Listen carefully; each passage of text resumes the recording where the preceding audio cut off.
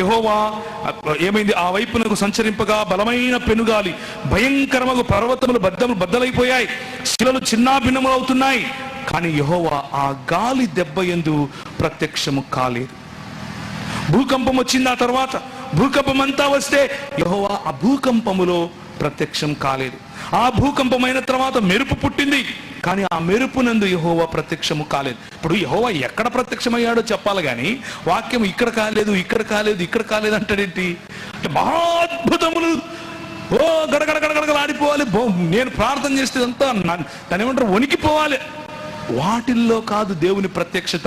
ఏం చేస్తున్నా అలాంటి పరిస్థితుల్లో, భయంకరమైన ఒంటరితనం అనేటువంటి పరిస్థితిలో, చుట్టూ చూస్తున్న గలిబిలిలో ప్రభు ఎలా ప్రత్యక్షమవుతున్నాడు చూడండి. మెరుపు ఆగిపోగా మిక్కిలి నిమ్మళముగా మాట్లాడు ఒక స్వరము వినబడెను.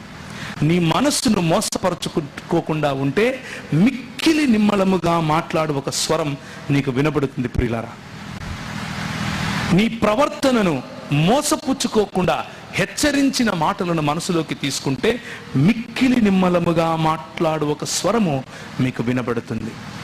దేవుని మాటను, ఆ మాటను, హెచ్చరికను అర్థం చేసుకుని సంఘములో మీకున్న బాధ్యతను నిర్వహించే ప్రయత్నం చేస్తే మిక్కిలి నిమ్మలముగా మాట్లాడు ఒక స్వరము మనకు వినబడుతుంది. ఇంకా రోషము లేకుండా సంఘములో జరుగుతున్న మోసం, సంఘ ప్రజలు చేస్తున్నటువంటి మోసం, లేకపోతే కావాలని మోసపోయేటటువంటి పని, ప్రభుత్వములు చేస్తున్నటువంటి మోసం, వీటిని అర్థం చేసుకుని దేవుని కొరకు ఏలియాల వలె నిలబడకపోతే, ఈ భావజాలం ఏ భావజాలం అయితే నిన్ను కులం పేరిట విభజించే ప్రయత్నం చేస్తోందో, కొన్ని వేల సంవత్సరాలుగా విభజిస్తూనే వస్తుందో, ఏ భావజాలం అయితే ఢిల్లీ గద్దె మీద కూర్చుని పెత్తనం చేయటానికి రాష్ట్రాలను నిర్వీర్యం చేసే ప్రయత్నం చేస్తోందో, ఏ భావజాలం అయితే మీరు క్రైస్తవులైతే ఈ దేశానికి చెందిన వారు కాదు అన్నటువంటి ఒక అభద్రతాభావాన్ని సృష్టిస్తుందో,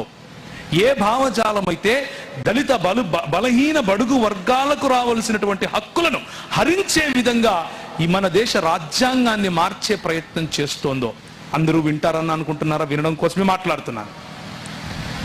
అటువంటి పరిస్థితిలో కూడా ఆ మోసాన్ని అర్థం చేసుకోకుండా అమ్ముడు పోయే స్వభావం విడిచిపెట్టి దేవుని కొరకు, దేవుని యొక్క రాజ్య స్థాపన కొరకు, రాబోయే రోజుల్లో మన పిల్లలకి ఇవ్వాల్సినటువంటి సంఘం కొరకు, మన పిల్లల చేతిలో పెట్టాల్సినటువంటి దేశము కొరకు, దేశము యొక్క సెక్యులర్ భావజాలాన్ని, దేశము యొక్క ఇది ఈ రోజులు నీవు నేను ఏలియాల వలె నిలబడవలసినటువంటి రోజులు, మోసపోకుండా జాగ్రత్త పడవలసినటువంటి రోజులు.